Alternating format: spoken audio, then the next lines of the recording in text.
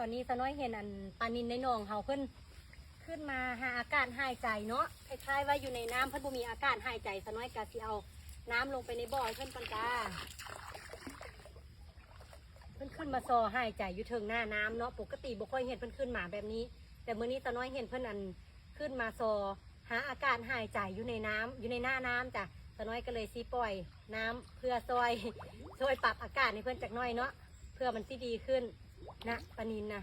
ขึ้นมาซอหลายๆโอเคเดี๋ยวเราสิปั๊มน้ำขึ้นนานเพื่อสร้างออกซิเจนให้เพิ่นจักหน่อยเนาะ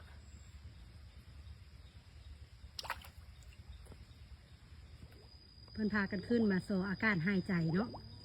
นี่ปลานิลเขาปกติเขาบ่เคยเห็นเพิ่นขึ้นมาซอแบบนี้จากเทือนี่จ้ะในกล้องเห็นอยู่บ่เนาะ3 ตัวนะนี่เรียงกันขึ้นมาแล้วจ้ะนะหัวปลานิลขึ้นมาซอหาอากาศหายใจปกติบ่เคยเห็นเพิ่นขึ้นมาแบบนี้จ้ะแต่มื้อนี้สน้อยมาให้อาหารเพิ่นแล้วเห็นเพิ่นพากัน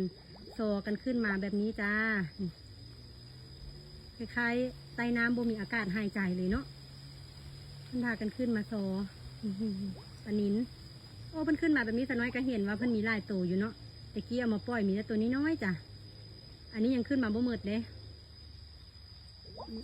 โอ้เต็มเลยแต่สน้อยพอคันสน้อยย่างไปใกล้เพิ่นก็สิพากันมุดลงไปเนาะสน้อยก็เลยอยู่ตรงนี้แล้วถ่ายซูมไปเอาจ้าแล้วก็แอบเห็นกบตัวหนึ่งอยู่นี่น้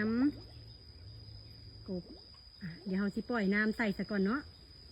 ปลาซิวก็ออกลูกเดี๋ยวสน้อยเห็นลูกปลาซิวก็หลายๆจ้า